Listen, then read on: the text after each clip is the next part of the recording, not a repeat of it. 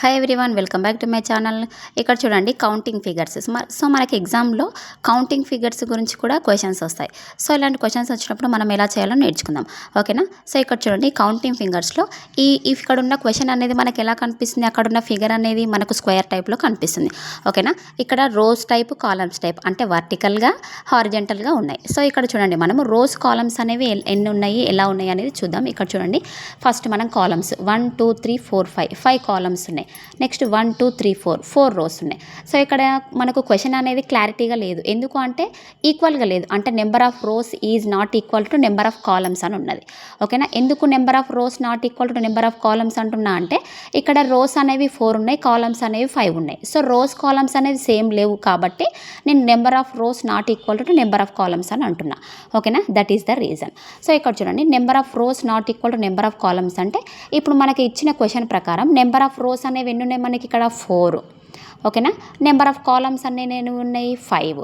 మనం ఫస్ట్ ఇక్కడ రాసేసుకుందాం. So rows equal to 4, rows equal to ఎన్ని ఉన్నాయి 4. Next columns, number of columns equals to 5. So number of rows 4 ఉన్నాయి, number of columns 5 ఉన్నాయి కాబట్టి నేను క్వశ్చన్ని బేస్ చేసుకొని number of rose not equal to number of columns అనేది రాసేసాను. So ఇక్కడ చూడండి రోస్ అనేవి 4, కాలమ్స్ అనేవి 5 ఉన్నాయి.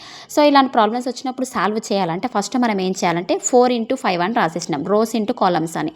సో దీన్ని ఏం చేయాలంటే నెక్స్ట్ స్టెప్లో సబ్ట్రాక్షన్ చేసుకోవాలి. 1 1 సబ్ట్రాక్షన్ చేసుకుంటే 4 నుండి 1 సబ్ట్రాక్షన్ చేస్తే 3, 5 నుండి 1 సబ్ట్రాక్షన్ చేస్తే 4. ఇలా ఎక్కడ వరకు రాసుకోవాలంటే 0 వచ్చేలాగా రాసుకోవాలి. సో 3 - 2, 3 - 1 2, 4 - 1 3, 2 - 1 1, 3 - 2 1. సో ఇక్కడ 1 - 1 0, 2 - 1 1 అయింది. సో ఇది ఎక్కడి వరకు రాయాలంటే 0 వచ్చే వరకు రాయాలి. నెక్స్ట్ ఇవన్నీ ఏం చేయాలంటే మల్టిప్లికేషన్ చేసేసుకోవాలి.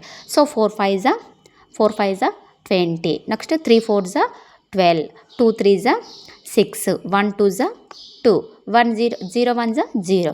సో ఇవన్నీ వచ్చేసినాయి. నెక్స్ట్ 20 12 6 2 ఉన్నాయి కదా, ఇవన్నీ ఏం చేయాలంటే అడిషన్ చేసేసుకోవాలి. సో అడిషన్ చేసుకుంటే మనకి ఎంత వచ్చింది ఆన్సర్, ఇక్కడ 40 వచ్చింది. సో ఇక్కడ ఉన్న కౌంటింగ్ ఫిగర్స్లో మనకి ఇచ్చిన క్వశ్చన్ ప్రకారం మనకి అక్కడ ఎన్ని స్క్వేర్స్ ఉన్నాయి అంటే 40 స్క్వేర్స్ ఉన్నాయంట. సో ఇలాంటి ప్రాబ్లమ్స్ వచ్చినప్పుడు ఇలా ఈజీగా చేయాలి, ఓకేనా. ఇప్పుడు మనకు టోటల్గా ఎన్ని ఉన్నాయి 40, ఓకే. నా వీడియో మీకు నచ్చినట్టయితే లైక్ చేయండి, షేర్ చేయండి, సబ్స్క్రైబ్ చేయండి. Thank you.